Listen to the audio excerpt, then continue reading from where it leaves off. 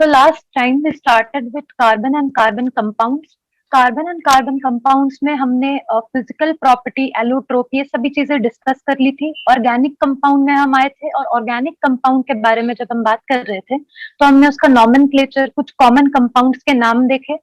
ये सभी देखने के बाद हम अभी स्टार्ट करेंगे discussion on chemical properties of carbon compound.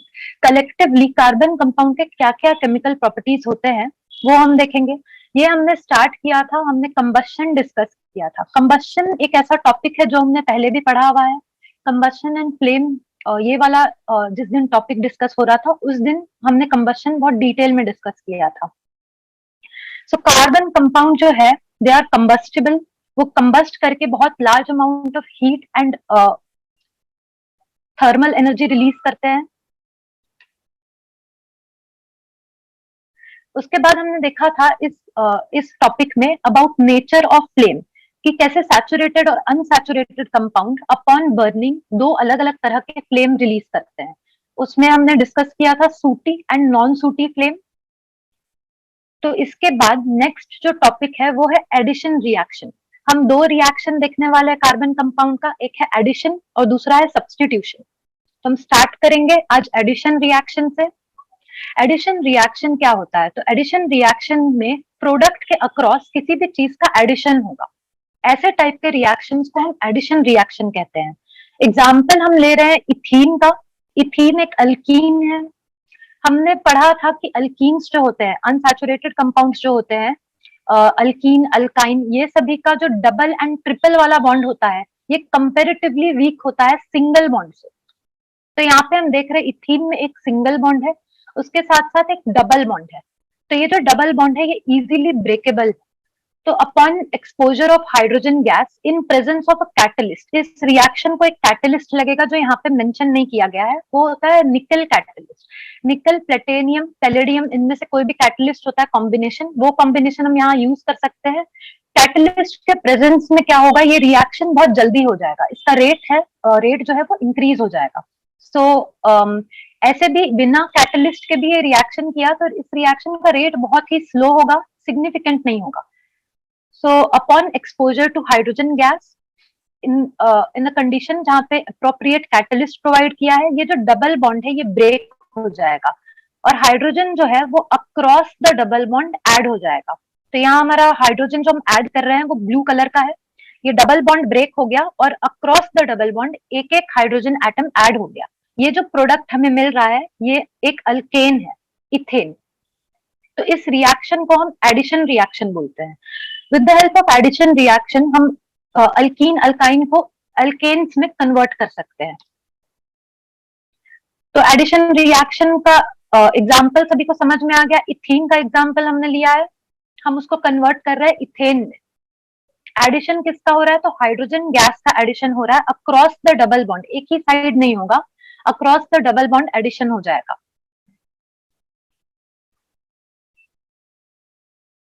Next जो है वो हमारा सब्स्टिट्यूशन रिएक्शन है। ये भी बहुत सिंपल है। इसमें क्या होगा, जो एक एटम है वो सब्स्टिट्यूट हो जाएगा, उसके जगह पे कोई और एटम आ जाएगा।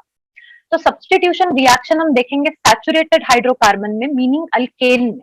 अल्केन अभी हमने डिस्कस किया कि compare to unsaturated hydrocarbon, alkanes जो है वो रिएक्टिव नहीं है, उनका रिएक्टिविटी बहुत कम है जब हम अनसैचुरेटेड अल्कीन और अल्काइन से कंपेयर कर रहे हैं, क्योंकि इनके पास कोई भी डबल या ट्रिपल बॉन्ड नहीं है। जो बॉन्ड है वो सभी सिंगल बॉन्ड है। सिंगल बॉन्ड जो होता है कार्बन कार्बन कार्बन हाइड्रोजन, वो सभी स्ट्रॉन्ग होते हैं as compare to double bond. तो सिंगल बॉन्ड जब स्टेबल होंगे तो यहाँ पे हमें एडिशन रिएक्शन जैसा कुछ देखने नहीं मिलेगा, पर हम सब्स्टिट्यूशन रिएक्शन देख सकते हैं अगर हम सही कंडीशन प्रोवाइड करेंगे। तो हम यहाँ पे एक एग्जांपल ले रहे हैं सब्स्टिट्यूशन का, जिसमें हम देखेंगे एक सबसे सिंपल अल्केन जो कि मिथेन है। हम सब्स्टिट्यूशन देखेंगे मिथेन एटम में, मिथेन कंपाउंड में। तो इस रिएक्शन को हम कहते हैं क्लोरीनेशन ऑफ मिथेन। हम क्या करेंगे, मिथेन को एक्सपोज करेंगे क्लोरीन गैस में। तो क्लोरीन गैस और मिथेन गैस ये दोनों रिएक्ट करेंगे और इनका रिएक्शन कब पॉसिबल होगा, जब हम प्रोवाइड करेंगे UV rays, UV radiation provide करने पे या फिर सनलाइट प्रोवाइड करने पे एक एलिवेटेड टेम्परेचर में ये रिएक्शन होगा। तो इस रिएक्शन में क्या होगा, यूवी रेस की वजह से सबसे पहले तो क्लोरीन स्प्लिट हो जाएगा, क्लोरीन स्प्लिट हो जाएगा और क्या करेगा, ये मीथेन है, इसके पास 4 हाइड्रोजन है कार्बन से अटैच किए हुए, तो ये एक हाइड्रोजन के बॉन्ड को ब्रेक कर देगा और हाइड्रोजन को रिप्लेस कर देगा, सब्सटीट्यूट कर देगा और हाइड्रोजन का जगह क्लोरीन ले लेगा। तो यहाँ पे हमें प्रोडक्ट में क्या मिलेगा, CH3, क्योंकि एक हाइड्रोजन रिप्लेस हो गया है, 4 के जगह वो 3 हो जाएगा और instead of 1 hydrogen we will have 1 chlorine atom. तो ये हमें मिल रहा है क्लोरोमिथेन, इसका IUPAC नेम क्लोरोमिथेन है। क्लोरोमिथेन क्यों कहते हैं, क्लोरोमिथेन क्यों और मिथेन क्लोरीन क्यों नहीं है, क्योंकि हैलोजन जो है वो होते हैं प्रीफिक्स। हमने नॉमेनक्लेचर के रूल्स में देखा था कि फंक्शनल ग्रुप में हम सफिक्स और प्रीफिक्स ऐड करते हैं, तो जो हैलो ग्रुप होता है, क्लोरीन, ब्रोमीन, आयोडीन, ये सभी प्रीफिक्स होते हैं, इनका नाम हम पहले डालते हैं, फिर हम अल्केन का नाम डालेंगे, तो ये क्लोरोमिथेन बन जाएगा। और जो एक क्लोरीन बचा हुआ था यहाँ पे और एक जो हाइड्रोजन रिलीज हुआ, इस मिथेन में से जो हाइड्रोजन रिलीज हुआ along with the remaining chlorine atom, वो HCl बना देगा, हाइड्रोक्लोरिक एसिड। तो ये रिएक्शन है, रिएक्शन का फर्स्ट स्टेप है ये जो रिएक्शन है बहुत सारे स्टेप्स में होता है। तो इस स्टेप में अगर हमने रिएक्शन को स्टॉप कर दिया तो हमें क्लोरोमिथेन मिलता है। अब क्या है, अगर हम रिएक्शन को कंटिन्यू होने देंगे तो ये जो क्लोरोमिथेन है ये एक्सपोज हो जाएगा बाकी के क्लोरीन गैस में।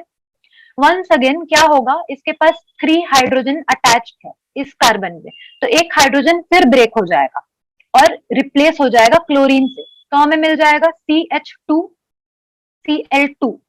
इसे हम कहते हैं डाइक्लोरोमिथेन, डाई क्योंकि 2 क्लोरीन है यहाँ पे और हाइड्रोजन HCl हमें मिलेगा, हाइड्रोजन क्लोरीन के साथ कंबाइन होके HCl हाइड्रोक्लोरिक एसिड बना देगा। वंस अगेन ये स्टेप हम रिपीट करेंगे और क्लोरीन से फिर से डाइक्लोरोमिथेन एक्सपोज होगा। वंस अगेन एक हाइड्रोजन जो है it will be replaced by 1 chlorine, we will get CHCl3, इसे हम कहते हैं ट्राइक्लोरोमिथेन। यहाँ पे जो BP लिखा है वो बॉइलिंग पॉइंट है। तो ट्राइक्लोरोमिथेन जो है इसका कॉमन नेम क्लोरोफॉर्म होता है, IUPAC नेम है ट्राइक्लोरोमिथेन। ये जो है ये क्लोरोफॉर्म है। क्लोरोफॉर्म का इंडस्ट्रियल यूज बहुत होता है एज अ सॉल्वेंट, उसको हम यूज करते हैं। क्लोरोफॉर्म सेडेटिव भी है। शॉर्ट टर्म एक्सपोजर अगर हुआ क्लोरोफॉर्म का तो it will lead to dizziness, depression of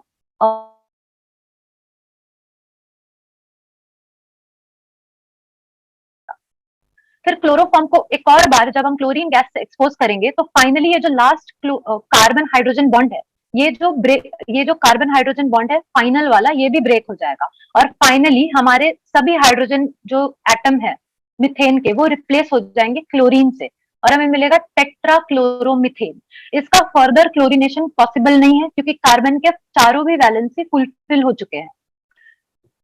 तो सभी को क्लोरीनेशन ऑफ मिथेन समझ में आया। ये एग्जांपल है सब्स्टिट्यूशन रिएक्शन का, हर स्टेप में सब्स्टिट्यूशन हो रहा है यहाँ पे। Everyone okay. तो एडिशन और सब्स्टिट्यूशन ये 2 टाइप के रिएक्शन हमने देखे। अभी हम क्या करेंगे, हम डिस्कस करेंगे important compound, important organic compound. तो एनसीईआरटी में सिर्फ ये दोनों के नाम दिए हुए हैं, इथेनॉल एंड इथेनोइक एसिड। इनके बारे में, इनका फिजिकल प्रॉपर्टी और इनका केमिकल प्रॉपर्टी डिस्कस किया गया है वहां पे, तो हम भी इसको डिटेल में देख लेंगे। इथेनॉल क्या होता है, सबसे पहले हम स्टार्ट करेंगे इथेनॉल से। इथेनॉल को हम बोलते हैं इथाइल एल्कोहल। तो ये एक एल्कोहल है, इसके लास्ट में OL से ही हमें पता चल रहा है कि ये एक एल्कोहल होगा, तो हम इसमें 2 कार्बन डालेंगे अलोंग विद एल्कोहलिक ग्रुप, तो ये हमें इथेनॉल मिल जाएगा। इथेनॉल की सबसे पहले हम फिजिकल प्रॉपर्टीज डिस्कस करेंगे। फिजिकल फीचर्स क्या क्या है इथेनॉल का, तो वो है कलरलेस, उसका बॉइलिंग पॉइंट है लो, एज अ सॉल्वेंट एक्ट करता है। Ethanol is soluble in water और इसके साथ साथ वो एक ऑर्गेनिक सॉल्वेंट है जो कि वाइडली यूज किया जाता है लैब में। लिक्विड है रूम टेम्परेचर में और उसका स्मेल प्लेजेंट है। तो ये सभी फिजिकल प्रॉपर्टीज है। ये हम अल्कोहल का नाम सुन के ही गेस कर सकते हैं इनमें से कुछ कुछ प्रॉपर्टीज, कि वो कलरलेस होगा, उसका बॉइलिंग पॉइंट कम होगा क्योंकि अल्कोहल का बॉइलिंग पॉइंट कम होता है, एंड ऑल दैट। तो ये फिजिकल प्रॉपर्टीज है। अभी हम डिस्कस करेंगे केमिकल प्रॉपर्टीज। इथेनॉल का स्ट्रक्चर ऐसा होता है, इथ वर्ड आया है, इसका मतलब इसमें 2 कार्बन होगा, तो यहाँ पे 2 कार्बन है। OL मतलब OH ग्रुप होगा, OH group is alcoholic group. और बाकी के जो वैलेंसी बचेंगे कार्बन के, वो हम हाइड्रोजन से फुल कर देंगे, तो ये हो जाएगा CH3 CH2 OH। या फिर कार्बन काउंट करके उसका नंबर लिखना है, हाइड्रोजन काउंट करके उसका नंबर लिखना है, और फाइनली OH। OH का हाइड्रोजन यहाँ पे नहीं काउंट किया गया है क्योंकि वो फंक्शनल ग्रुप है। पैरेंट कार्बन के ऊपर जितने हाइड्रोजन है हमने उन्हें काउंट कर लिया। तो ये स्ट्रक्चर है और ये मॉलिक्यूलर फॉर्मूला है। अभी हम केमिकल प्रॉपर्टीज देखेंगे इथेनॉल का। तो उसमें हम सबसे पहले देखेंगे इथेनॉल या फिर इथाइल अल्कोहल जो है, या फिर हम बोल सकते हैं इन जनरल अल्कोहल कैसे रिएक्ट करेगा सोडियम मेटल से। सोडियम मेटल हमने देखा है Na होता है। तो upon reaction with sodium metal, ये जो OH का H है वो रिप्लेस हो जाएगा Na से। तो यहाँ पे हमें मिलेगा सोडियम इथॉक्साइड। जो H है उसको जब हमने रिप्लेस कर दिया Na से, तो हमें सोडियम इथॉक्साइड मिलेगा और हाइड्रोजन गैस मिलेगा। अब हाइड्रोजन गैस जो है वो होता है H2, पर यहाँ पे एक इथाइल अल्कोहल का मॉलिक्यूल सिर्फ एक हाइड्रोजन को सिर्फ एक सोडियम ले रहा है और एक हाइड्रोजन रिलीज कर रहा है। हमें हाइड्रोजन गैस बनाने के लिए 2 हाइड्रोजन एटम की जरूरत है, इसीलिए यहाँ पे 2 सोडियम इथॉक्साइड यूज किया है और यहाँ पे 2 इथाइल अल्कोहल मॉलिक्यूल यूज किया है, क्योंकि 1 ethyl alcohol molecule will release only 1 hydrogen atom, और हाइड्रोजन गैस के लिए हमें 2 चाहिए, 2 हाइड्रोजन एटम चाहिए। हाइड्रोजन एलिमेंटल फॉर्म में इंडिपेंडेंटली एग्जिस्ट नहीं कर सकता। तो ये रिएक्शन है। ये जो 2 यहाँ पे लिखा हुआ है, यहाँ लिखा है, ये सब बैलेंसिंग है। इसको बैलेंसिंग कहते हैं, मीनिंग इस साइड और इस साइड दोनों side equal number of atoms होना चाहिए। तो ethyl alcohol along with sodium metal will give us sodium ethoxide. Simply एक hydrogen will get replaced with sodium metal. Next हम देखेंगे dehydration, that is removal of water molecule. तो यहाँ पे हमारा इथेनॉल है, इथेनॉल का स्ट्रक्चरल फॉर्मूला लिखा है, ये जो नीचे हम देख रहे हैं इसका रिमूवल होने वाला है यहाँ डिहाइड्रेशन में। ये जो है ये मिलकर के वाटर बनाएगा H2O। तो इसके रिमूवल के लिए हमें एसिडिक मीडियम लगेगा। एसिडिक मीडियम हम प्रोवाइड करेंगे, थोड़ा एलिवेटेड टेम्परेचर प्रोवाइड करेंगे, तो क्या होगा, ये जो है इसका डिहाइड्रेशन हो जाएगा, that is removal of water molecule. ये वाटर मॉलिक्यूल रिमूव हो जाएंगे। जब ये वाटर मॉलिक्यूल यहाँ से चला जाएगा तो ये जो बॉन्ड है ये वापस यहाँ पे ऐसे बन जाएगा, तो ये इथिलीन दैट इज इथीन बन जाएगा, अल्कीन डबल बॉन्ड वाला, और हमें प्रोडक्ट में अल्कीन प्लस वाटर मिलेगा। ये हम सिर्फ इथेनॉल के साथ नहीं किसी भी अल्कोहल के साथ कर सकते हैं to get alkenes. Acidic medium provide करना नेसेसरी क्यों है इस केस में, क्योंकि एसिडिक मीडियम के होने के वजह से उसको एक अप्रोप्रिएट पीएच मिलेगा। उस पीएच में क्या होगा, आयोनाइजेशन जल्दी होगा। आयोनाइजेशन जल्दी होगा मीनिंग ये जो वाटर मॉलिक्यूल है उसका रिलीज इजी हो जाएगा। तो इसीलिए हम एसिडिक कंडीशन प्रोवाइड कर रहे हैं। बिना एसिडिक कंडीशन का ये रिमूवल ऑफ वाटर मॉलिक्यूल बहुत कम हो जाएगा, उसका रेट कम हो जाएगा, तो फॉर्मेशन ऑफ इथीन जो है वो भी कम हो जाएगा। इथीन का दूसरा नाम इथाइलिन है, इथिलीन इथाइलिन जैसे भी स्पेल करो इसे, पर ये इथीन ही है। इसका दूसरा कॉमन नेम इथिलीन है। Ethylene is also a plant hormone. हम जब प्लांट हार्मोन्स के बारे में डिस्कस करेंगे तो उधर इथिलीन आ जाएगा, तो ये स्ट्रक्चर उधर काम आएगा। तो ये था डिहाइड्रेशन। अभी हमने 2 रिएक्शन देखा इथेनॉल का या फिर अल्कोहल का, एक था रिएक्शन विद सोडियम मेटल, दूसरा था removal of water molecule. Okay, अब लार्ज क्वांटिटी में जब हम अल्कोहल या फिर इथाइल अल्कोहल को कंज्यूम करते हैं तो क्या होता है, स्मॉल अमाउंट में उससे कंज्यूम किया गया तो कुछ खास इफेक्ट हमें नहीं देखने मिलेगा, वो डाइजेस्ट हो जाएगा। हमारा स्टोमक उतना केपेबल है कि वो small amount of alcohol digest कर ले, हमारा डाइजेस्टिव सिस्टम केपेबिलिटी रखता है। लेकिन क्या होगा जब हम लार्ज अमाउंट में इथेनॉल को कंज्यूम करने लगेंगे, तो लार्ज अमाउंट में इथेनॉल को कंज्यूम किया जाए तो it will depress our central nervous system. Central nervous system का जो फंक्शनिंग है उसको वो डिप्रेस कर देगा। इसके वजह से क्या होगा, तो लैक ऑफ कोऑर्डिनेशन हमें देखने मिलेगा, मेंटल कंफ्यूजन, ड्राउजीनेस, ये सभी हम देखते हैं जो अल्कोहल कंज्यूम करते हैं उनमें। और जो हमारा इनहिबिशन है वो लोअर हो जाएगा, डिसीजन मेकिंग जो है वो भी लोअर हो जाएगा, decision making capabilities, sense of judgement भी इम्पेयर्ड हो जाएगा। तो ये सब इफेक्ट्स है, side effect of consuming large amount of alcohol. ठीक है, तो ये इथाइल अल्कोहल के बारे में था। इथाइल अल्कोहल का कंजम्पशन अगर हमने कंटिन्यू किया, as in chronic long term किया, तो फिर लिवर में प्रॉब्लम आ सकती है, इनलार्जमेंट ऑफ लिवर हो सकता है, हमारा जो लिवर है उसका साइज बड़ा हो जाएगा, और इसको हम लिवर क्रोसिस भी कहते हैं। ये अल्कोहलिक्स में होता है, जो लॉन्ग टर्म अल्कोहलिक्स होते हैं उनमें। तो ये हम बात कर रहे थे इथाइल अल्कोहल के बारे में, जो कि मेन अल्कोहलिक कंपोनेंट होता है जो हमारे अल्कोहलिक ड्रिंक्स होते हैं उसमें। इथाइल अल्कोहल एक अकेला अल्कोहल नहीं है, उसके अलावा भी बहुत सारे अल्कोहल होते हैं। फॉर एग्जाम्पल हम सबसे फर्स्ट मेंबर ले लेते हैं अल्कोहल फैमिली का, जो कि है मिथाइल अल्कोहल। इथाइल अल्कोहल में देर आर 2 कार्बन प्रेजेंट, पर मिथाइल अल्कोहल में 1 कार्बन होगा, CH3OH होगा, उसको हम कहते हैं मिथेनॉल। अब मिथेनॉल जो है वो इथेनॉल से डिफरेंट है। क्या होगा, इथेनॉल को अगर हमने कंज्यूम कर लिया स्मॉल क्वांटिटी में तो कुछ नहीं होने वाला हमको, पर on the other hand if we consume methanol even in small quantity, methanol को कंज्यूम करने में डेथ हो सकता है। ऐसा क्यों होता है, क्योंकि मिथेनॉल जो है वो एक बार लिवर में जाने के बाद ऑक्सीडाइज हो जाएगा। मिथेनॉल का alcohol will get converted into aldehyde, तो ये हो जाएगा अल्डिहाइड में कन्वर्ट, इसको हम बोलेंगे methanol, first member of aldehydic functional group. Methanol को हम फॉर्मल्डिहाइड भी कहते हैं। ये जो मिथेनॉल है इसके पास कैपेबिलिटी होगा कोआगुलेशन करने का, ये हमारे सेल का साइटोप्लाज्म जो है उसको कोआगुलेट कर देगा, क्लम्प कर देगा, तो हमारे बॉडी के लिविंग सेल्स जो है उनका डेथ हो जाएगा।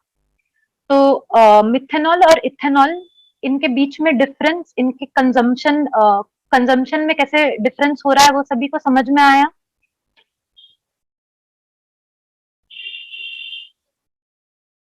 ओके अभी इथेनॉल या फिर इथाइल अल्कोहल, उसका हम इम्पोर्टेंस डिस्कस करेंगे। ये कहाँ कहाँ हम यूज करते हैं। इथेनॉल सिर्फ अल्कोहल में यूज नहीं किया जाता, जो अल्कोहलिक ड्रिंक्स होते हैं वहां पे यूज नहीं करते हैं। इथेनॉल एक इम्पॉर्टेंट इंडस्ट्रियल सॉल्वेंट है, लैब में भी ये एक बहुत अच्छा सॉल्वेंट है। अगर हमें कुछ ऑर्गेनिक चीजें डिजोल्व करनी है तो हम इथेनॉल यूज करते हैं, हम प्रिफर करते हैं कि वो इथेनॉल में डिजोल्व हो जाए और हमारा काम उसी से हो जाए। तो इथेनॉल का इम्पोर्टेंस वहां है। अब क्या होता है, जो हम लैब में इथेनॉल यूज करते हैं या फिर इंडस्ट्रियल स्केल में इथेनॉल को यूज किया जाता है, इथेनॉल का मेडिकल यूज भी होता है। इथेनॉल क्लीनिंग एजेंट के जैसे भी हम यूज करते हैं, स्पिरिट जो होता है उसमें भी होता है। तो इथेनॉल इतने जगह यूज किया जाता है, पर ये जो इंडस्ट्रियल मेडिकल लैब स्केल में जब हम यूज करते हैं तो उस इथेनॉल में हम कुछ एडिटिव्स ऐड कर देते हैं। वो एडिटिव्स ऐड करने की वजह से इथेनॉल का कलर जो है वो ब्लू हो जाता है, या फिर कोई भी अल्कोहल का कलर। ऐसे अल्कोहल कलरलेस होता है, पर एडिटिव्स ऐड करने की वजह से अल्कोहल ब्लू हो जाता है। ये जो डाई हमने ऐड किया जिसके वजह से अल्कोहल ब्लू हो गया है, इसको हम, इस टाइप के अल्कोहल को हम कहते हैं डीनेचर्ड अल्कोहल। डीनेचर्ड अल्कोहल जो है, इसका रीजन क्या है, हम क्यों अल्कोहल को डीनेचर करते हैं? क्योंकि इंडस्ट्रियल स्केल में लैब में जब अल्कोहल ऐसे ही रखा हुआ हो तो लोगों के दिमाग में आइडिया आता है कि रिक्रिएशन के लिए हम उसको पी लेते हैं, क्या हो जाएगा, इथेनॉल, इथाइल अल्कोहल और जो अल्कोहलिक ड्रिंक होता है सेम ही तो है, एज इन केमिकली वो सेम होगा। तो ऐसा लोग ना करे, इसीलिए इसको डीनेचर किया जाता है। डीनेचर्ड अल्कोहल जो होगा उसका स्मेल जो है वो बहुत फाउल होगा, उसको स्मेल करने से ही नोजिया आने लगेगा, टेस्ट भी खराब होगा। तो इसीलिए टू डिस्करेज पीपल हम डीनेचर कर देते हैं अल्कोहल को। Okay, next is alcohol as fuel.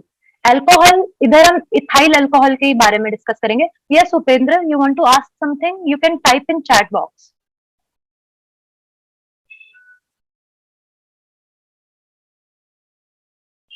Yes Pooja, spirit को लोग कंज्यूम करते हैं, जिनके पास पैसे नहीं होते they will buy spirit and they will drink it like alcohol, इसीलिए उनको डिस्करेज करने के लिए डीनेचर्ड अल्कोहल उसमें यूज किया जाता है।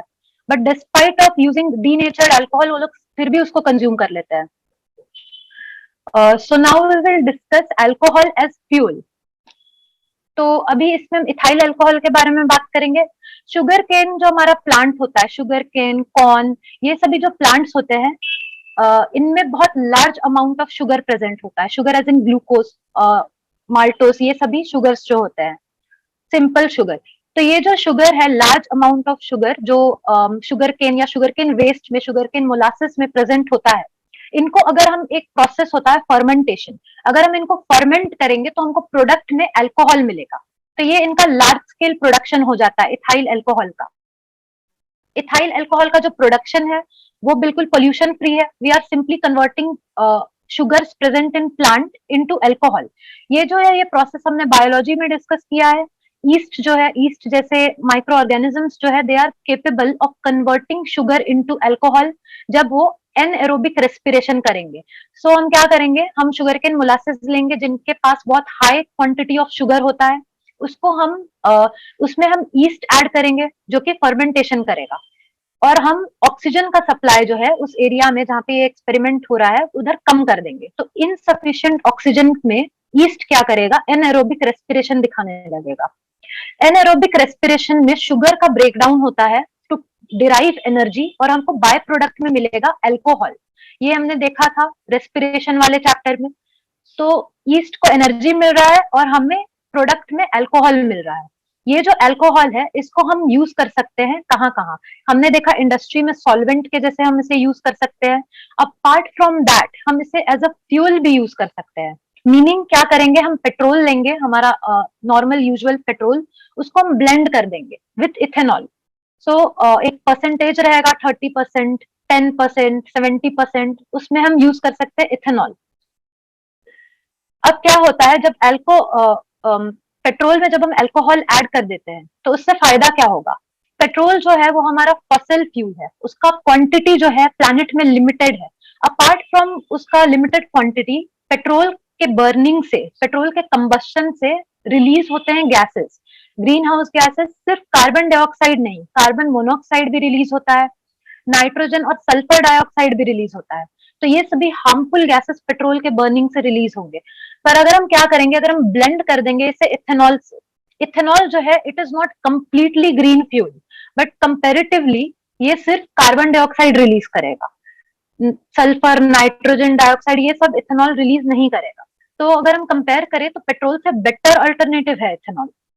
तो it will provide us with a cleaner fuel. Yes Puja, इसके मिक्सिंग से हार्मफुल गैसेस जो है उनका हम क्वांटिटी रिड्यूस कर देंगे। ये अभी इंडिया में किया जा रहा है, पेट्रोल का ब्लेंडिंग विद इथेनॉल, परसेंटेज भी इसको इंक्रीज कर रहे हैं। यह सालम सस्टेनेबल फ्यूल हो जाएगा। इसका परसेंटेज पे इंक्रीज होने वाला है, कुछ आई थिंक गोल है जो कि 2025 या 2030 तक सेट किया गया है। ये 2-3 महीने न्यूज में भी आया था, 2-3 महीने पहले। ओके, सो ये अल्कोहल का यूज एज अ फ्यूल है। नेक्स्ट जो हमारा कंपाउंड हम डिस्कस करेंगे वो है इथेनोइक एसिड। इथेनोइक एसिड में ये जो ओइक एसिड लगा हुआ है सफिक्स, इससे हम बता सकते हैं ये कार्बोक्सिलिक एसिड है। सो कार्बोक्सिलिक एसिड, जिसका ओवरऑल कार्बन का नंबर हम काउंट करेंगे इस कंपाउंड में तो वहां पे 2 कार्बन हमें मिलेगा, including the carbon of the functional group. Functional group वाले कार्बन को हम काउंट करेंगे, उसको हम वैसे ही नहीं छोड़ देंगे, एज इन CH3 नहीं होगा। ओके, तो अभी हम डिस्कस करेंगे physical properties of ethanoic acid. तो इथेनोइक एसिड कलरलेस है, पर इसका ओडर जो है वो वेनिगर जैसा सार है। तो इसके पास स्ट्रॉन्ग वेनिगर लाइक स्मेल है, but it is colourless, highly flammable है, वॉलेटाइल सब्सटेंस है। वॉलेटाइल मतलब अगर एक्सपोज करेंगे हम उसको एयर में तो वो उड़ जाएगा। वॉलेटाइल जैसे रिमूवर, कैसे वॉलेटाइल रिमूवर भी है, उसको अगर हम एयर से एक्सपोज करके रखेंगे तो रिमूवर की क्वांटिटी हम देखेंगे कम होती जाएगी, मीनिंग वो गैस बन के उड़ रहा है। ओके, जब इथेनोइक एसिड को हम फ्रीज कर देंगे तो वो आइस के जैसे दिखेगा, उसका अपीयरेंस आइस जैसा आएगा, स्नो जैसा। तो इसीलिए हम इसको कहते हैं glacial acetic acid. Ethanoic acid का common name is acetic acid. Acetic acid, I think if you will dissolve acetic acid about 5 to 10% in water तो हमको हमारा रेगुलर विनेगर मिल जाएगा जो हम घर में यूज करते हैं। तो वो डाइल्यूट एसिटिक एसिड जो है वही विनेगर होता है।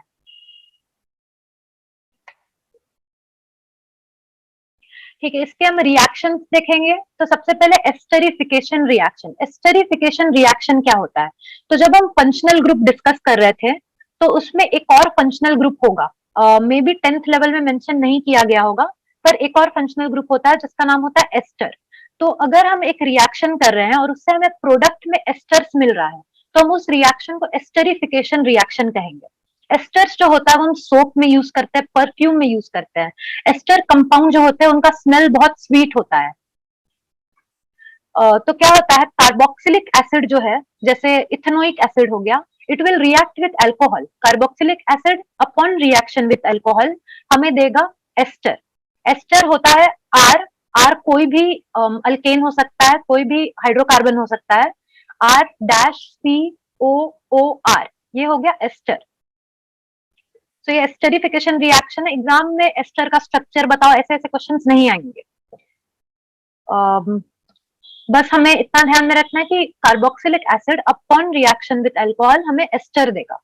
एस्टर को हम यूज कहाँ करते हैं? तो एज अ परफ्यूम यूज करते हैं, परफ्यूम्स में यूज करते हैं, फ्लेवरिंग एजेंट्स में यूज करते हैं, सोप में यूज करते हैं, ताकि उसका स्मेल प्लेजेंट हो जाए। So this was esterification reaction, जिससे प्रोडक्ट में हमें एस्टर मिलेगा।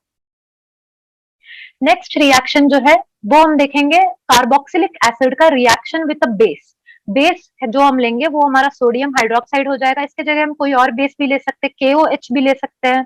क्या होता है, ये हमारा एसिटिक एसिड है, इथेनोइक एसिड है। ये जब रिएक्ट करेगा तो सिमिलर रिएक्शन हम देखेंगे जैसे अल्कोहल में हुआ था। एक हाइड्रोजन जो है फंक्शनल ग्रुप का, it will get replaced with sodium. ये सोडियम आके यहाँ पे अटैच हो जाएगा और हाइड्रोजन को निकाल देगा। हाइड्रोजन जो है वो प्रोडक्ट के पास, प्रोडक्ट में ऐड हो जाएगा। यहाँ OH है, along with 1H it will form H2O, that is water. तो ये जो हमको प्रोडक्ट मिल रहा है, ये हमें एक सॉल्ट मिलेगा। इसको हम कहते हैं सोडियम इथेनोएट या फिर सोडियम एसेटेट। क्योंकि ये एसिटिक एसिड से मिला है, इसीलिए हम इसे सोडियम एसेटेट भी कह सकते हैं। इस प्रोसेस को न्यूट्रलाइजेशन रिएक्शन भी कहा जाता है, जिसमें एक एसिड बेस से रिएक्ट करेगा और हमें सॉल्ट प्लस वाटर मिलेगा। ये हमने डिस्कस किया है एसिड एंड बेस में। न्यूट्रलाइजेशन रिएक्शन क्या होता है? Reaction of acid and base to give salt and water. तो यहाँ पे एसिड है एंड बेस, ये दोनों रिएक्ट कर रहे हैं and we get compound and water. ये जो कंपाउंड है it is a salt, sodium salt है ये।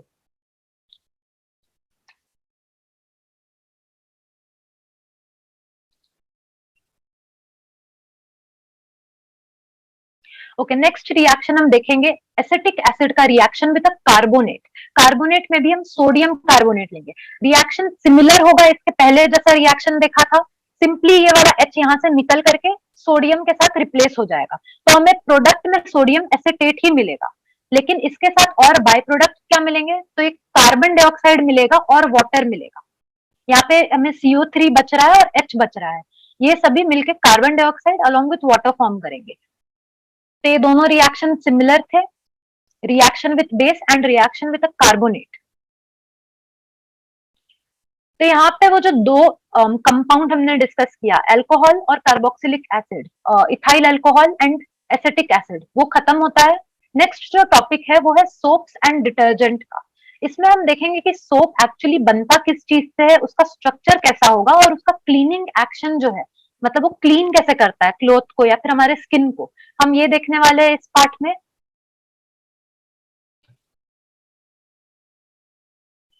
ओके, तो सोप जो है, सोप के मॉलिक्यूल्स किस चीज से बने हुए होता है? सोप जो हमारा है वो किस चीज का बना हुआ होता है? तो soap is made up of sodium salt of carboxylic acid, जो कि अभी हमने देखा, जिसका पीछे यहाँ पे दिया हुआ है, यही तो है sodium salt of carboxylic acid. ये कार्बोक्सिलिक एसिड सिर्फ इथेनोइक एसिड हो ऐसा जरूरी नहीं है। इनफैक्ट ये लॉन्ग चेन कार्बोक्सिलिक एसिड होते हैं। इथेनोइक एसिड के जगह कोई बहुत लंबा कार्बोक्सिलिक एसिड ले लेंगे जिनके पास बहुत सारे अल्केन्स पहले से ही अटैच होंगे, 15 20 100 इतने नंबर ऑफ कार्बन पहले ही होंगे उसमें, तो वो long chain carboxylic acid salt हमें दे देगा। तो ये जो कार्बोक्सिलिक एसिड सॉल्ट होता है, sodium salt of carboxylic acid, वो हमारा सोप का मॉलिक्यूल होता है, उसी से सोप्स बनता है। तो सोप का डायग्राम यहाँ पे दिया हुआ है, जनरल डायग्राम। ये जो लॉन्ग टेल दिख रहा है ये वो कार्बोक्सिलिक एसिड है, लंबा वाला लॉन्ग चेन कार्बोक्सिलिक एसिड। और ये जो एंड में सर्कल दिख रहा है वो सर्कल सोडियम को रिप्रेजेंट कर रहा है, सोडियम को या फिर पोटेशियम को, जो भी मेटल आयन है वहां पे। तो सोप का मॉलिक्यूल का जनरल रिप्रेजेंटेशन ऐसा है। इसमें ये जो हेड है, सर्कल स्फेरिकल हेड जो हमें नजर आ रहा है, वो एक हाइड्रोफिलिक पार्ट है। हाइड्रोफिलिक मतलब क्या होता है? फिलिक मतलब लविंग होता है। हाइड्रो मीन्स वाटर, तो ये जो पार्ट है हेड, वो एक वाटर लविंग पार्ट है। ये चाहता है कि इसे वाटर मिले। इसको हम आयोनिक एंड भी बोलते हैं क्योंकि ये सोडियम आयन से बना हुआ एंड है। नेक्स्ट जो पार्ट हमारा लॉन्ग टेल का, ये जो लॉन्ग टेल है इसको नॉन पोलर एंड बोलते हैं।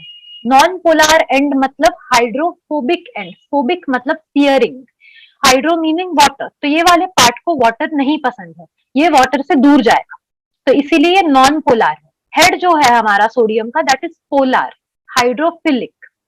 तो एक सॉल्ट, एक सोप के मॉलिक्यूल में we can find a hydrophobic part and hydrophilic part. अब क्या होता है, ये जो पूरा हाइड्रोफोबिक प्लस हाइड्रोफिलिक पार्ट है, ये दोनों मिल करके एक मिसेल्स बनाते हैं। मिसेल्स जो होता है उसके बहुत सारे मॉलिक्यूल्स होंगे। जब हम सोप को या फिर डिटर्जेंट को वाटर में डिसॉल्व करेंगे, लेट्स जस्ट से अगर हम डिटर्जेंट को वाटर में डिसॉल्व कर रहे हैं और उसी वाटर में हम एक क्लॉथ को डालेंगे, अभी हम क्लीनिंग एक्शन डिस्कस करेंगे कि ये जो सोप का मॉलिक्यूल है ये क्लीन कैसे करेगा। तो सपोज ये जो ब्लू कलर का रेक्टेंगल है, ये एक क्लॉथ का पीस है, उसमें ये जो डार्क ब्लू कलर का पार्ट है ये डर्ट है या फिर ऑयल है। जो भी डर्ट या ऑयल है वो ऑर्गेनिक मॉलिक्यूल्स होते हैं, तो ये अटैच्ड है। जब हम इसमें डिटर्जेंट वाटर ऐड करेंगे या फिर इस क्लॉथ को डिटर्जेंट वाटर में डालेंगे, तो क्या होगा, ये जो बहुत सारे हमारे मिसेल्स है जो दिख रहे हैं, यहाँ पे सोडियम वाला हेड है जो कि हाइड्रोफिलिक है, एंड लॉन्ग जो टेल है पीछे के वो हाइड्रोफोबिक है। तो हाइड्रोफोबिक वाले जो पार्ट होते हैं, जो लॉन्ग टेल है, वो चाहेंगे कि वो वाटर से दूर हो जाए। उन्हें क्या चाहिए, उन्हें ऑर्गेनिक कंपाउंड चाहिए जिससे वो अटैच होंगे, जिसके पास वो जाएंगे। तो देखेंगे कि यहाँ पे एक ऑयल का या फिर डर्ट का स्पॉट लगा हुआ है, वो सब जाएंगे इसके पास, ऐसे ऐसे जा करके वो अटैच हो जाएंगे यहाँ पे। क्या होगा, ये जो सोडियम का हेड है ये हाइड्रोफिलिक है, ये चाहेगा कि ये वाटर में सस्पेंडेड रहे, तो ये फोर्स करेगा इस अपने टेल को कि पीछे आओ, मैं ऊपर जा रहा हूँ वाटर में सस्पेंड होने। ये जो टेल है on the other hand force करेंगे इस ऑयल के ड्रॉपलेट को या फिर डर्ट के पार्टिकल को कि वो भी उसके साथ चले जाए। तो ये क्लॉथ से डर्ट या ऑयल रिमूव हो जाएगा और वो वाटर में सस्पेंड हो जाएगा, और जब हम क्लॉथ को डिटर्जेंट से बाहर निकालेंगे तो क्लॉथ क्लीन हो जाएगा। सेम एक्शन हमारे स्किन में भी रिपीट होता है। तो सभी को क्लीनिंग एक्शन कैसे हुआ वो समझ में आ गया, कैसे हाइड्रोफोबिक और हाइड्रोफिलिक पार्ट इंटरैक्ट कर रहे हैं क्लॉथ के ऑर्गेनिक कंपाउंड से और वाटर से। ठीक है, तो ये क्लीनिंग एक्शन ऑफ सोप था। अब क्या होता है, डिटर्जेंट ऑफ सोप में, डिटर्जेंट और सोप ये जो दो होता है, एक बाथिंग सोप होता है जो हम यूज करते हैं हमारे स्किन के ऊपर, और दूसरा होता है डिटर्जेंट जो कि हम यूज करते हैं बाकी सभी चीजों के लिए, क्लॉथ धोने के लिए, यूटेंसिल्स धोने के लिए। तो क्या होता है, इसमें डिफरेंस क्या है कि जो हमारा बाथिंग सोप जो होता है उसमें हम बहुत अच्छे क्वालिटी का कार्बोक्सिलिक एसिड यूज करेंगे, अच्छे क्वालिटी के एस्टर्स यूज करेंगे ताकि स्किन के साथ कोई खराब रिएक्शन ना हो, स्किन में हार्श ना हो। वेरस डिटर्जेंट जो होता है उसमें चीप क्वालिटी के भी हम यूज कर सकते हैं, परफ्यूम्स या फिर कार्बोक्सिलिक एसिड। तो ये मेजर डिफरेंस हो जाता है सोप एंड डिटर्जेंट में, इसीलिए डिटर्जेंट यूज करने से हाथ रफ हो जाता है। तो ये सोप एंड डिटर्जेंट का पार्ट था। नेक्स्ट मैंने एक लिस्ट बनाया कॉमन ऑर्गेनिक कंपाउंड का जो कि लैब में यूज किया जाता है बहुत ज्यादा। इसमें मिथेन है, मिथेन के तो बारे में हम सबको पता है, CH4। ब्यूटेन नेक्स्ट जो है, ब्यूटेन एलपीजी में यूज करते हैं। एलपीजी में 50% ब्यूटेन होता है, अराउंड 50%। तो butane is a cooking gas. Next ethene है, इथीन या इथाइलिन। इथाइलिन जो है it is a plant hormone जो कि हम बायो में डिस्कस करने वाले हैं। फिर एसेटलीन है। नेक्स्ट क्लोरोफॉर्म, क्लोरोफॉर्म हमने क्लोरिनेशन ऑफ मिथेन में देखा था। मिथेनॉल हमने देखा था अल्कोहल के बारे में जब हम डिस्कस कर रहे थे, इथेनॉल भी हमने डिस्कस किया है डिटेल में।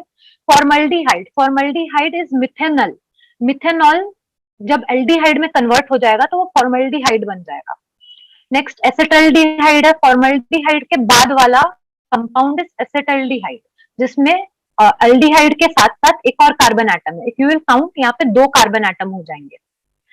10th वन एसेटोन है। एसेटोन नेल पेंट रिमूवर जो होता है वो एसेटोन का बना हुआ होता है, या फिर कोई भी पेंट रिमूवर होता है वो एसेटोन का बना हुआ होता है।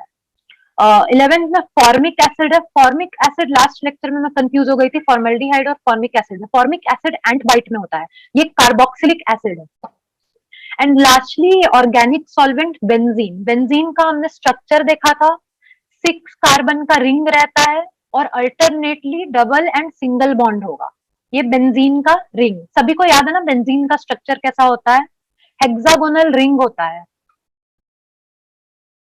यस, C6H6 बेंजीन है।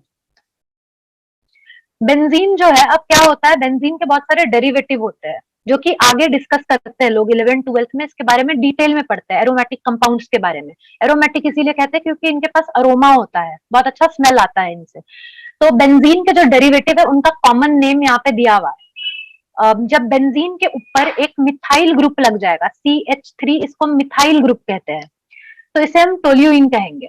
नेक्स्ट अगर OH ग्रुप लगता है तो वो हो जाएगा फिनॉल। NH2 लगेगा तो एनिलिन हो जाएगा।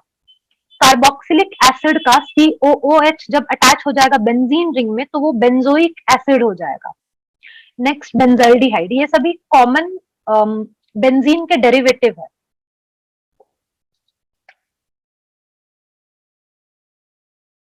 यहाँ पे लिस्ट ऑफ ऑर्गेनिक कंपाउंड दिए हुए जो कॉमनली आते हैं, कोई कोई रिपीट हो गया है, जैसे ये मिथाइल अल्कोहल है, वुड स्पिरिट या फिर मिथाइल स्पिरिट इसका कॉमन नेम है।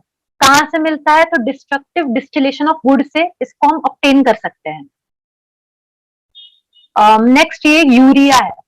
यूरिया में C डबल बॉन्ड O होगा और बाजू बाजू जो 2 होगा वो NH2 के ग्रुप अटैच हो जाएंगे। ये यूरिया जो है वो कहाँ मिलेगा, तो जो हमारा वेस्ट होता है यूरिन, उसमें मेजर कंपोनेंट यूरिया होता है मेटाबॉलिक वेस्ट का, तो यूरिया यहाँ है। CH4 मिथेन, मिथेन का दूसरा नाम मार्च गैस भी होता है। मार्च गैस क्यों नाम पड़ा है, क्योंकि वो जो मार्शी प्लेसेस होते हैं वहां पे ये गैस रिलीज होता है बिकॉज ऑफ सर्टेन प्लांट्स, तो इसीलिए मार्शी गैस या फिर मार्च गैस भी मिथेन को कहा जाता है। विनेगर हमने देखा, acetic acid, dilute acetic acid vinegar होता है। यहाँ पे नेक्स्ट एक ऑक्सैलिक एसिड दिया हुआ है, ये एक कॉमन लैब रिएजेंट है। ऑक्सैलिक एसिड में 2 कार्बोक्सिलिक एसिड एक दूसरे से अटैच हुए हुए हैं। ऑक्सैलिक एसिड क्लीनिंग या फिर ऑक्सीडाइजिंग ये सब काम के लिए यूज कर लेते हैं। Next formic acid, formic acid हमने डिस्कस किया, कार्बोक्सिलिक एसिड का फर्स्ट मेंबर है फॉर्मिक एसिड। रेड एंट के बाइट में होता है ये, जो कि इचिंग कॉज करता है। लैक्टिक एसिड एक ऐसा एसिड है जो कि मिल्क में रहता है। फ्रेश मिल्क में लैक्टिक एसिड का जो अमाउंट होगा वो बहुत कम होगा। जब बैक्टीरिया जो इन्वायरमेंट में प्रेजेंट होते हैं वो मिल्क के साथ रिएक्ट करते हैं तो वो फॉर्म करते हैं लैक्टिक एसिड, क्योंकि मिल्क में एक मिल्क का शुगर होता है, स्पेशल टाइप का शुगर जिसको हम लैक्टोज कहते हैं। वो लैक्टोज जो है उसका जब वो रिएक्ट करता है, बैक्टीरिया उसको यूज करता है एनर्जी लेने के लिए, तभी हमें प्रोडक्ट में लैक्टिक एसिड मिलता है। मैलिक एसिड एप्पल से मिलता है। और ब्यूटेरिक एसिड, ब्यूटेरिक एसिड जो है वो ब्यूटर 1 2 3 4 हाँ ब्यूटेनोइक एसिड है। ब्यूटेनोइक एसिड मतलब 4 कार्बन रहेगा along with carboxylic acid group. Butyric acid butter में होता है। अभी मैलिक एसिड, इन सबका हमें स्ट्रक्चर याद नहीं करना है, नाम कॉमन नेम याद हो गया वही काफी है। ऐसे बहुत सारे कंपाउंड होते हैं, सिनेमन के लिए भी होगा, वेनिला के लिए होगा, ये सब मिल जाएगा कहीं ना कहीं से। अभी सभी कंपाउंड के जो लिस्ट होते हैं वो इधर नहीं आ सकते, इधर मैंने जितने मुझे मिले वो डाल दिए। तो ये सभी कॉमन ऑर्गेनिक कंपाउंड है और उनके कॉमन नेम है। यहाँ पे ये जो चैप्टर है कार्बन एंड कार्बन कंपाउंड वो खत्म होता है। तो किसी को कोई डाउट है कार्बन वाले चैप्टर में, या फिर कुछ ऐड करना है, कुछ नहीं समझा, do you want me to repeat some part?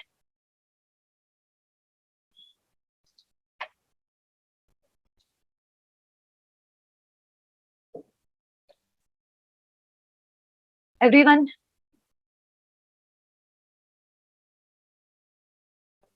यहाँ तक क्लियर है सभी को? क्लीनिंग पार्ट, क्लीनिंग सोप का क्लीनिंग आप पूछ रही है, सोप एंड डिटर्जेंट का क्लीनिंग एक्शन। ओके, ये जो है वो सोप का स्ट्रक्चर है, यहाँ पे सोप के मॉलिक्यूल का स्ट्रक्चर है। इसमें हम देखेंगे एक हेड है जो सर्कल है, उसमें सोडियम है, सोडियम के जगह पोटेशियम भी हो सकता है, और फिर एक बहुत लंबा टेल है।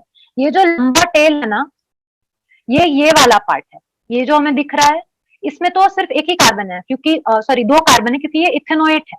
लेकिन जब हम और लंबे अल्केन्स लेंगे, पैरेंट अल्केन लेंगे, तो हमें एक लंबा कार्बन कंपाउंड मिलेगा, लंबा कार्बन सॉल्ट मिलेगा। तो ये जो लंबा सॉल्ट है वो यूजुअली सोप के लिए हम यूज करते हैं। तो ये जो पार्ट हो जाएगा, ये वाला पार्ट टेल है और ये वाला हेड है इन अ सोप मॉलिक्यूल। तो जो टेल होता है ना वो पोलार होता है, पोलार मतलब हाइड्रोफिलिक, उन्हें वाटर पसंद होता है, जो हेड होता है। और जो टेल है that is non polar, non polar चीजों को वाटर नहीं पसंद होता है, वो ट्राई करते हैं कि वो ऐसी चीज के पास जाएं जो कि नॉन पोलर हो, उनके जैसा ऑर्गेनिक कंपाउंड हो। तो अब क्या होगा, जब हम क्लॉथ को डिटर्जेंट वाटर में डालेंगे, तो पहले से डिटर्जेंट वाटर में ये बहुत सारे सोप के मॉलिक्यूल होंगे सस्पेंडेड। ये देखेंगे कि यहाँ पे एक आया है ऑर्गेनिक कंपाउंड लगा हुआ क्लॉथ के ऊपर, ऑयल हो सकता है, डर्ट हो सकता है। तो क्या होगा, ये जो नॉन पोलर पार्ट है, जो ये व्हाइट कलर का पार्ट यहाँ पे दिख रहा है, वो नॉन पोलर टेल है। वो टेल क्या करेगा, यहाँ आकर के अटैच हो जाएगा, क्योंकि उसे हाइड्रो वो हाइड्रोफोबिक है, उसे वाटर नहीं पसंद। जैसे ही वो देखेगा एक ऑर्गेनिक कंपाउंड आ गया है, वो उसके ऊपर आकर के अटैच हो जाएगा। पर जो हेड है सोप का, सोडियम का हेड, उसे वो हाइड्रोफिलिक है, उसे वाटर पसंद है। वो क्या करेगा, वो ट्राई करेगा कि वो वाटर में ही सस्पेंडेड रहे। तो ये जो डर्ट या फिर ऑयल मॉलिक्यूल है, ये टेल में पहले से ही ट्रैप हो चुका है। तो ये मॉलिक्यूल क्या होगा, ये क्लॉथ से रिलीज हो जाएगा, क्लॉथ से निकल जाएगा और वाटर में सस्पेंड हो जाएगा, क्योंकि वो जो नॉन पोलर टेल है वो डर्ट मॉलिक्यूल को छोड़ेंगे नहीं। तो वो डर्ट मॉलिक्यूल के साथ ही वाटर में सस्पेंड हो जाएंगे। इसीलिए जब हम डिटर्जेंट में क्लॉथ को डालेंगे, तो क्लॉथ को निकालने के बाद हम देखेंगे डिटर्जेंट का पानी जो है वो काला हो गया है, क्योंकि जितने भी डर्ट या फिर ऑयल के मॉलिक्यूल्स थे वो वाटर में ही रह गए और क्लॉथ से निकल गए, because of hydrophilicity of sodium head. जो सोडियम और पोटेशियम का हेड है वो वाटर में ही रहेंगे, और उनके वजह से वो टेल वाटर में ही रहेगा। और टेल जो है उसने ट्रैप किया हुआ है डर्ट को या फिर ऑयल को, तो वो वाटर में ही रह जाएगा। तो ये क्लीनिंग एक्शन ऑफ डिटर्जेंट या सोप है। Shruti, is it clear now?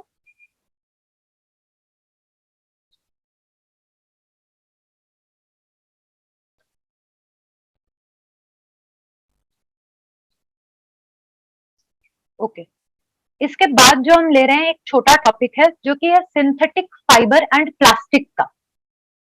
अभी इसमें हम क्या करेंगे, हम फाइबर के बारे में डिस्कस करेंगे और उसके बाद प्लास्टिक के बारे में डिस्कस करेंगे। ये सभी पॉलीमर्स होते हैं। तो ये जो टॉपिक है पॉलीमर केमिस्ट्री में आ जाता है, ठीक है। तो टाइप्स ऑफ फाइबर के बारे में जब हम बात करें, तो हम ब्रॉडली फाइबर को दो टाइप में डिवाइड कर सकते हैं। तो एक फाइबर हो जाएगा नेचुरल फाइबर, जो कि हमें नेचुरल सोर्सेज से मिलता है, प्लांट से मिलता है, एनिमल से मिलता है। जैसे कॉटन, वुल, सिल्क है। कॉटन हमें प्लांट से मिलेगा, सिल्क हमें सिल्क वर्म से मिलता है, वुल हम शीप से लेते हैं। तो ये सभी नेचुरल फैब्रिक हो गए।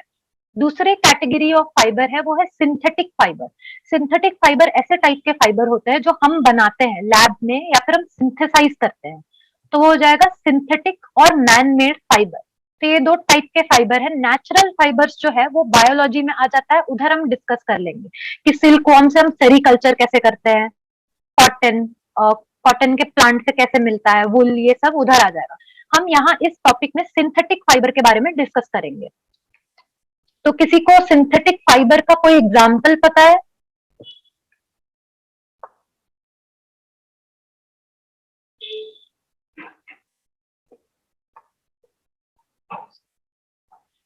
एनीवन? Linen, nylon, correct. तो अभी हम क्या करेंगे, ये जो सिंथेटिक फाइबर है, लिनिन हो गया, नायलॉन हो गया, इनके बारे में हम थोड़ा सा डिस्कस करेंगे। तो पहले तो सिंथेटिक फाइबर क्या होता है। सिंथेटिक फाइबर एक ऐसा चेन होगा जिसमें बहुत सारे छोटे छोटे यूनिट एक साथ ज्वाइंट होंगे।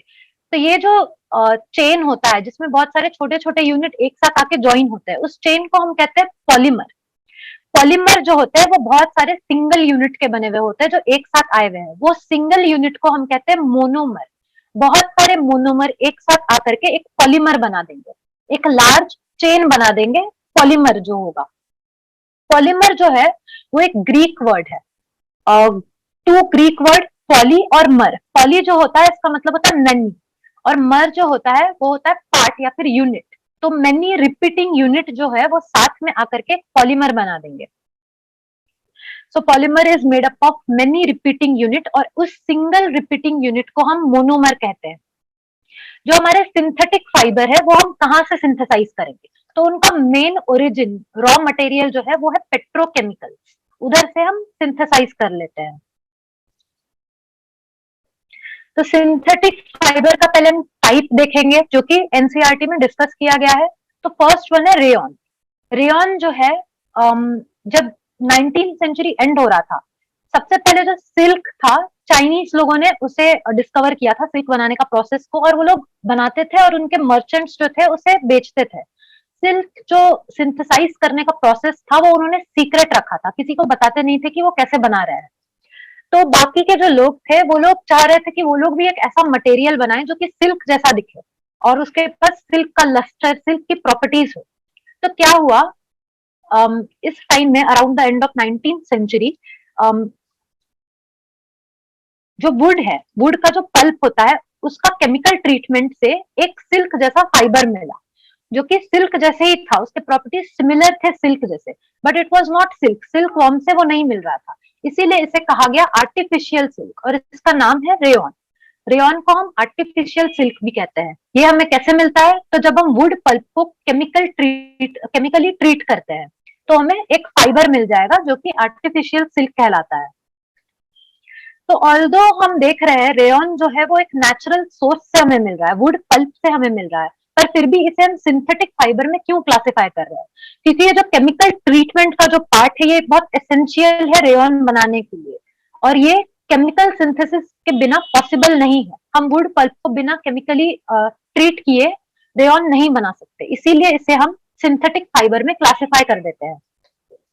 रेयन जो है उसका फायदा क्या है, तो ये पहली बात सिल्क से ज्यादा चीप है। इसको इजीली हम सिल्क फाइबर जैसा बना सकते हैं और बहुत सिल्क से रिजेंबल करेगा, सिल्क ही लगेगा देखने में। इसका जो डाइंग का प्रोसेस है वो भी बहुत इजी है, वैरायटी ऑफ कलर में रेयन डाई हो जाता है। तो जब रेयन को कॉटन के साथ मिक्स किया तो बेडशीट, वुल, कारपेट, ये सभी चीजें हम बना सकते हैं। So this was all about rayon. इसके बाद जो नेक्स्ट सिंथेटिक फाइबर है वो है नायलॉन। नायलॉन एक मैनमेड फाइबर है। 1931 में बिना किसी raw material, natural raw material को यूज किए नायलॉन का सिंथेसिस किया गया था। तो कैसे किया गया था, कोल, वाटर और एयर, ये तीन चीजों को यूज करके नायलॉन सिंथेसाइज किया गया था। नायलॉन जो है वो एक फर्स्ट फुल्ली सिंथेटिक फाइबर है, क्योंकि रेयन जो था उसमें हम वुड पल्प यूज कर रहे थे, वो एक नेचुरल रॉ मटेरियल था, इसमें एक भी नेचुरल रॉ मटेरियल नहीं यूज किया गया है। नायलॉन फाइबर के बारे में हम बात करें तो वो बहुत स्ट्रॉन्ग फाइबर होता है, इलास्टिक होता है और उसके साथ साथ लाइट वेट भी होता है। नायलॉन का जब क्लॉथ हम देखेंगे तो वो बहुत शाइनी होगा, लस्टरस होगा, easy to wash and easy to dry होगा। तो ये सब नायलॉन के प्रो पॉइंट्स है।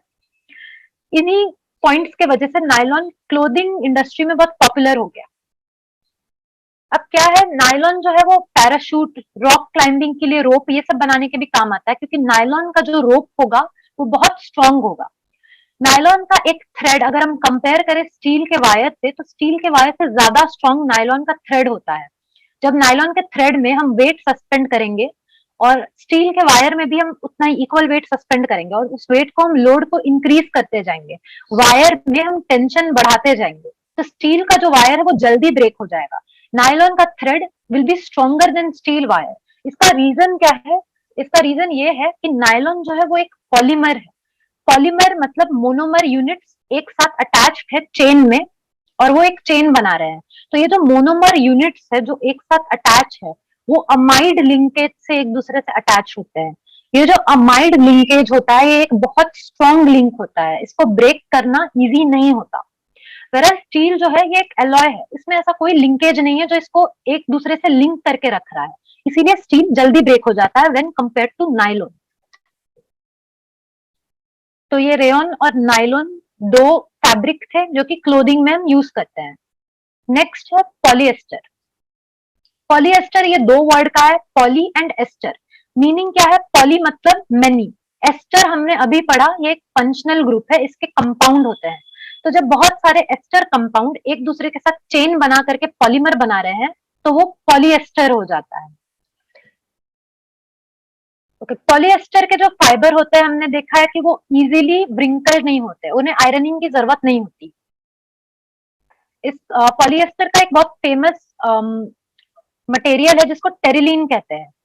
वो टेरी कॉटन जो होता है वो टेरिलिन से ही बना होता है, टेरिलिन प्लस कॉटन, वो टेरी कॉटन बन जाता है। तो एक पॉपुलर पॉलिएस्टर मॉलिक्यूल है टेरिलिन, और एक और है पेट।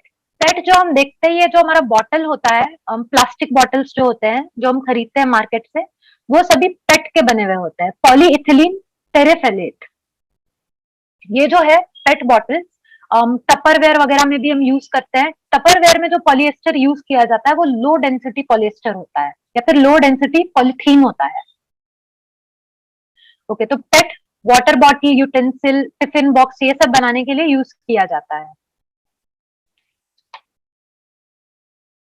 Next one is acrylic. Acrylic जो है it has appearance similar to wool. Acrylic का अगर हम शॉल ब्लैंकेट बनाएंगे तो वो वुल के जैसे दिखेगा, ऐसे लगेगा वुल का ब्लैंकेट है, वुल का शॉल बना हुआ है। अब वुल जो हम नेचुरली यूज करते हैं वो बहुत एक्सपेंसिव होता है, पर most of the winter wear जो होते हैं वो एक्राइलिक मटेरियल के ही बने हुए होते हैं। वुल के जो भी विंटर वेयर होंगे वो एक्सपेंसिव होंगे, नेचुरल वुल का जो भी विंटर वेयर होगा। ओके, अक्राइलिक जो है वैरायटी ऑफ कलर में अवेलेबल है, ड्यूरेबल है एंड अफोर्डेबल है when compare to natural wool. Natural wool का जो लाइफ स्पैन है वो इतना ज्यादा नहीं होगा जितना सिंथेटिक वुल का होगा, अक्राइलिक का होगा। तो इसीलिए अक्राइलिक लोग ज्यादा प्रेफर करते हैं और वो अफोर्डेबल भी होता है। तो ये जो चार थे, ये फैब्रिक, चार सिंथेटिक फैब्रिक जो अभी हमने पढ़ा, रेयन, नायलॉन, अक्राइलिक और पॉलिएस्टर, ये सभी को क्लियर हो गया।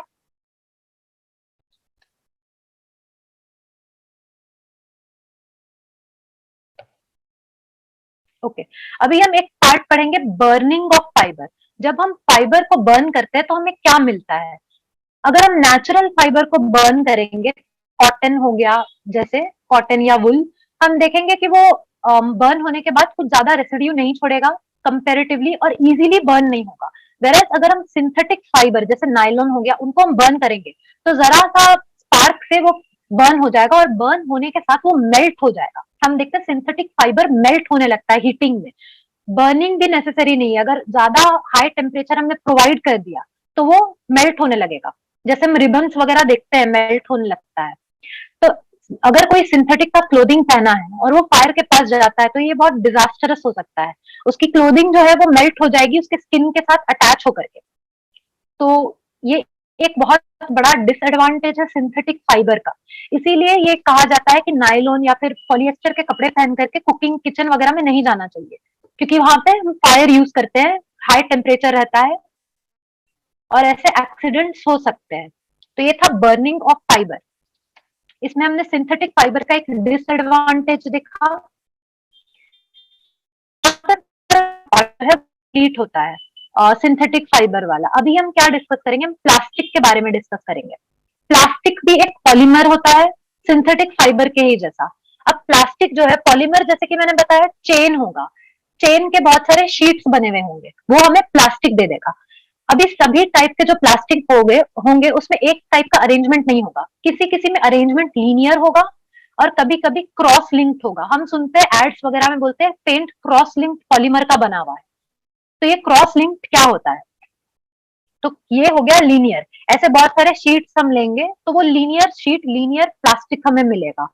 क्रॉस लिंक्ड क्या होगा? ये जो लीनियर शीट्स होंगे उनके बीच में अगर हम लिंकेज बना दें तो ये क्रॉस लिंक्ड हो जाएगा, मीनिंग दो शीट के बीच में लिंकेजेस। तो इसे हम क्रॉस लिंक्ड पॉलीमर कहेंगे और इसे हम लीनियर पॉलीमर कहेंगे। तो लीनियर और क्रॉस लिंक, सभी को समझ में आया?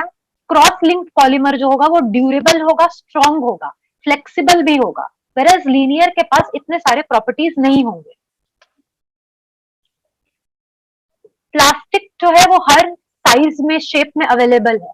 प्लास्टिक को हम देखते हैं वो मोल्ड भी इजीली हो जाता है किसी भी शेप में। तो और इसके साथ साथ वो बहुत सारे कलर के साथ डाई को जो एक्सेप्ट कर लेता है और बहुत सारे कलर में आता है। प्लास्टिक को हम रिसाइकल करके रीयूज भी कर सकते हैं, मेल्ट करके मोल्ड कर सकते हैं इनटू शीट्स, इनटू वायर। इसीलिए प्लास्टिक जो है वो बहुत वाइडली यूज कंपाउंड है। अभी प्लास्टिक है वो दो टाइप के होते हैं, एक होता है थर्मोप्लास्टिक और दूसरा होता है थर्मोसेट प्लास्टिक। थर्मोप्लास्टिक जो होंगे वो ऐसे प्लास्टिक होंगे जिनको अपॉन हीटिंग हम जिनका शेप चेंज कर सकते हैं। अगर हम हीटिंग प्रोवाइड कर रहे हैं, हीट कर रहे हैं, तो उनका शेप चेंज हो जाता है। हम देखते हैं अगर हम hot water, boiling hot water plastic के बॉटल में डालेंगे जो कि थर्मोप्लास्टिक का बना हुआ है, तो वो डिफॉर्म हो जाता है, मेल्ट होने लगता है। ये हम देखते हैं। तो ये थर्मोप्लास्टिक मटेरियल का बना हुआ है। पॉलीथीन जो है और पीवीसी, पीवीसी पॉलीविनाइल क्लोराइड होता है। पीवीसी वायर्स को हम कोटिंग जो देते हैं, ब्लैक कलर का थिक मटेरियल, वो पीवीसी का बना हुआ होता है। तो पॉलीथीन और पीवीसी ये दोनों एग्जाम्पल है थर्मोप्लास्टिक के। ऐसे प्लास्टिक जो अपना शेप चेंज कर लेंगे जब टेम्परेचर को हम इंक्रीज करेंगे या फिर हम हीट प्रोवाइड करेंगे। नेक्स्ट कैटेगरी है थर्मोसेटिंग प्लास्टिक की। थर्मोसेटिंग प्लास्टिक एक ऐसे टाइप के प्लास्टिक होते हैं, क्लास ऑफ प्लास्टिक होता है जो कि हीट प्रोवाइड करने पे अपना शेप नहीं चेंज करेगा। ये होता है थर्मोसेटिंग प्लास्टिक। एग्जाम्पल बेकेलाइट और मेलामाइन। मेलामाइन का एग्जाम्पल हम सभी को पता होगा, जो माइक्रोवेव करने के लिए यूटेंसिल्स आते हैं वो मेलामाइन के बने हुए होते हैं। मेलामाइन के यूटेंसिल हम माइक्रोवेव में यूज करते हैं ताकि वो माइक्रोवेव सेफ, मतलब माइक्रोवेव में मेल्ट ना हो। हम कोई भी प्लास्टिक के कंटेनर को माइक्रोवेव में नहीं डाल सकते, हमें चेक करना पड़ता है उस कंटेनर के पीछे या फिर उस यूटेंसिल के पीछे मेलामाइन का या फिर माइक्रोवेव सेफ सिंबल बना हुआ है या नहीं। तो melamine does not melt upon heating. इसके साथ साथ बेकेलाइट, बेकेलाइट भी मेल्ट नहीं होता है। बेकेलाइट जो हमारा इलेक्ट्रिकल स्विच होता है उसके लिए हम यूज करते हैं। Apart from bad conductor of heat, ये बैड कंडक्टर ऑफ इलेक्ट्रिसिटी भी है, इसीलिए इसे हम स्विचेस वगैरह में यूज कर लेते हैं। तो bakelite is a bad conductor of heat and electricity. हम उसे इलेक्ट्रिकल स्विचेस में यूज करते हैं, हैंडल बनाने के लिए यूज करते हैं। तवा वगैरह का जो हैंडल होता है वो बेकेलाइट का बना हुआ होता है। मेलामाइन एक वर्सेटाइल मीनिंग एक यूनिक तरह का मटेरियल है जो कि फायर को रेजिस्ट करेगा और टॉलरेट करता है when compare to other plastic material. Floor tile जो होता है वो भी मेलामाइन का बना हुआ होता है। तो सभी को ये दो कैटेगरी ऑफ प्लास्टिक समझ में आया, थर्मोप्लास्टिक एंड थर्मोसेट प्लास्टिक, उनके बीच का डिफरेंस। चीप प्लास्टिक का कैटेगरी, चीप प्लास्टिक जो होगा वो पॉलीथीन होगा। पॉलीथीन के बहुत सारे टाइप्स होते हैं, जब हम पॉलीमर डिटेल में पढ़ेंगे तो पॉलीथीन के फर्दर टाइप्स हम डिस्कस करते हैं उसमें। तो पॉलीथीन में ही कोई कोई टाइप्स चीप प्लास्टिक में आ जाते हैं जिनका सिंथेसिस बहुत इजी होता है, जिनके पास बहुत अच्छे प्रॉपर्टीज नहीं होते, जैसे कि वो एक थर्मोप्लास्टिक होंगे, जरा से हीटिंग से वो मेल्ट हो जाएगा। वैसे टाइप के प्लास्टिक चीप प्लास्टिक में आ जाते हैं। वेरएज बेकेलाइट और मेलामाइन, अगर हम मेलामाइन के यूटेंसिल का प्राइस देंगे उसका प्राइस बहुत ज्यादा हाई होता है। तो यहाँ तक सभी को क्लियर है?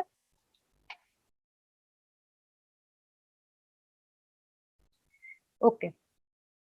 अभी plastic as a material of choice. Plastic को इतने सारे हमारे घर में भी हम देखते हैं, हमारे इन्वायरमेंट में सराउंडेड कितनी सारी चीजें प्लास्टिक की बनी हुई होती है। तो ये प्लास्टिक हमारा मटेरियल ऑफ चॉइस क्यों है? तो पहली बात, प्लास्टिक नॉन रिएक्टिव है।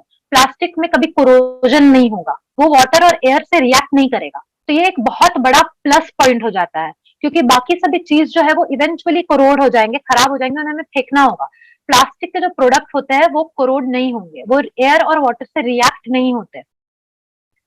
नेक्स्ट थिंग, प्लास्टिक लाइट होता है, स्ट्रॉन्ग होता है और ड्यूरेबल होता है। लाइट चीजें जो होती है, लाइट वेट चीजें, वो यूजुअली स्ट्रॉन्ग नहीं होती, पर प्लास्टिक जो है वो स्ट्रॉन्ग भी है, ड्यूरेबल भी है, एंड इन सम केसेस वो फ्लेक्सिबल भी होता है। तो ये सभी प्रॉपर्टीज के वजह से हम प्लास्टिक को इतना वाइडली यूज करते हैं। इसके साथ साथ प्लास्टिक एक बैड कंडक्टर ऑफ इलेक्ट्रिसिटी है। नेक्स्ट एक कैटेगरी होती है फायर प्रूफ प्लास्टिक का। ये जो फायर प्रूफ प्लास्टिक जो होते हैं ये मेलामाइन के बने हुए होते हैं। जो फायर फाइटर होते हैं उनके जो ग्रीन कलर के यूनिफॉर्म होते हैं उसमें हम देखते हैं वो फायर प्रूफ यूनिफॉर्म होता है। फ्लेम्स जो है वो उसमें पकड़ते नहीं है। वो मेलामाइन के एक कोटिंग दी जाती है उस यूनिफॉर्म के ऊपर, इसीलिए वो फायर प्रूफ प्लास्टिक होता है, फ्लेम रेजिस्टेंट बन जाता है।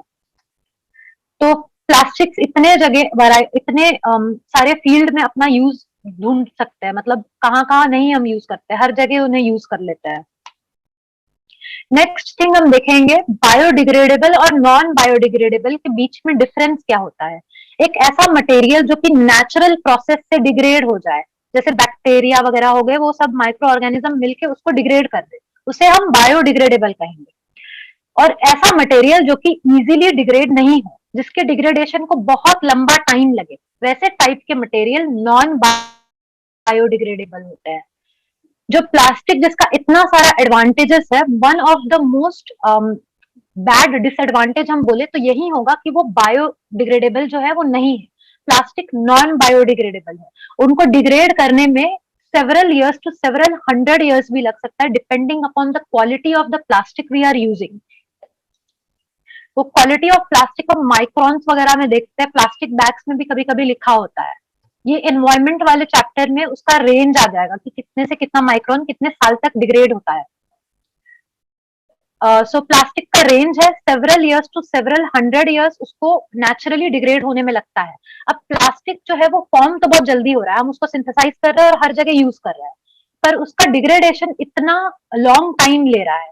इस वजह से प्लास्टिक का जो अमाउंट है वो प्लैनेट में बढ़ता चला जा रहा है। अब प्लास्टिक के वजह से बहुत इन्वायरमेंटल पोल्यूशन होता है। फॉर एग्जाम्पल अगर हम प्लास्टिक को बर्न करेंगे तो उससे पॉइजनस फ्यूम्स रिलीज होता है, उसका कंप्लीट कंबशन नहीं होता, और कंबशन किया तो उससे पॉइजनस फ्यूम रिलीज होंगे जो कि एयर पोल्यूशन करेगा। तो हम प्लास्टिक को बर्न नहीं कर सकते। अपार्ट फ्रॉम दैट, अगर प्लास्टिक के मटेरियल इधर उधर हमने रख दिए और वो एनिमल आके उसको कंज्यूम कर लिया, जैसे वाटर बॉडीज में रिलीज कर दिया और फिशेज उनको खा लेते हैं, मरीन एनिमल्स वगैरह, तो उनका जो रेस्पिरेटरी सिस्टम होता है वो उसको चोक कर देगा जाकर के। प्लास्टिक वो भी डाइजेस्ट नहीं कर पाएंगे, उनके स्टोमक के ऊपर वो एक लाइन फॉर्म कर देगा, उनके बॉडी से बाहर ही नहीं निकल पाएगा वो। सिर्फ एनिमल्स के अगर हमने भी कंज्यूम कर लिया तो वो हमारे बॉडी में जाकर के कहीं ना कहीं चिपक जाएगा। तो ये जो है ये चोक कर देता है रेस्पिरेटरी सिस्टम को, लाइनिंग फॉर्म कर देता है स्टोमक में, और ये डेथ भी कॉज कर सकता है। और apart from this, plastic bags जो हम फेंक देते हैं सुअर्स वगैरह में, वो जाकर के ड्रेन को क्लॉग कर देते हैं। तो मॉनसून सीजन में जो कि कोस्टल सिटीज होते हैं वहां पे फ्लडिंग हो जाता है। ये फ्लडिंग का one of the most common reason है। जो ड्रेनेज सिस्टम हम बोलते हैं प्रॉपरली नहीं बनाया गया, तो प्लास्टिक्स जो है वो यूजुअली जाकर क्लॉग कर देंगे ड्रेन को और मॉनसून में फ्लडिंग हो जाएगा। तो ये सभी डिसएडवांटेज थे प्लास्टिक के। तो प्लास्टिक का जो यूज है वो कम करना हमारी रिस्पॉन्सिबिलिटी है। तो हम क्या कर सकते हैं? पहली बात, जो प्लास्टिक बैग होते हैं हम उसको रिप्लेस कर सकते हैं। हम उसके जगह जूट या फिर क्लॉथ बैग यूज कर सकते हैं, जो कि दोनों बायोडिग्रेडेबल मटेरियल्स है। हम वेस्ट जो है हमारा उसको सेग्रीगेट कर सकते हैं। जो प्लास्टिक ओरिजिन वेस्ट है उसको या फिर नॉन बायोडिग्रेडेबल वेस्ट है उसको एक साइड में रख सकते हैं, और जो बायोडिग्रेडेबल वेस्ट है, किचन वेस्ट है, उसको हम दूसरे साइड में रख सकते हैं। तो सेग्रीगेशन ऑफ वेस्ट कर सकते हैं हम। और थर्मोप्लास्टिक्स जो कैटेगरी होती है, जो कि हमने देखा था अभी, thermoset and thermoplastic. Thermoplastic fire या हीटिंग से बेंड हो जाता है। ये जो थर्मोप्लास्टिक की कैटेगरी है ये इजीली रिसाइकल्ड है। Yes yes Shubham, PVC thermoplastic है। थर्मोप्लास्टिक जो होते हैं मोस्ट ऑफ द टाइम वो रिसाइकल करके हम उसको रीयूज कर सकते हैं। जैसे मिल्क का पैकेट होता है वो थर्मोप्लास्टिक का बना हुआ होता है, पॉलिथीन का बना हुआ होता है। वो एक ऐसे मटेरियल से बनता है कि वो रिसाइकल हो जाए। कहीं कहीं हम देखते हैं मिल्क के पैकेट्स के एक्सचेंज में कुछ कुछ मिलता है उसके वेट के इक्विवेलेंट। तो ये एक और रिसाइकलिंग यूज मिल गया थर्मोप्लास्टिक का। थर्मोसेट्स जो होते हैं उनको रिसाइकल करना थोड़ा कॉम्प्लिकेटेड होता है। तो ये 5R प्रिंसिपल हम बहुत बार सुनते हैं, reduce, reuse, recycle, recover and refuse. ये सब हैबिट्स हमें डेवलप करने चाहिए। हम पढ़े भी है बहुत बार, एनवायरमेंट वगैरह के चैप्टर्स होते हैं उसमें काफी डिटेल में ये सब डिस्कस किया जाता है। तो यहाँ पे सिंथेटिक फाइबर का चैप्टर खत्म होता है। ये एक बहुत छोटा टॉपिक था, इसमें फाइबर्स के बारे में डिस्कस किया हमने और प्लास्टिक के बारे में डिस्कस किया। तो यहाँ तक किसी को कोई प्रॉब्लम है? Do you want me to add something, या फिर कोई पार्ट मुझे रिपीट करना चाहिए? Okay, so I will end today's session here. Thank you everyone.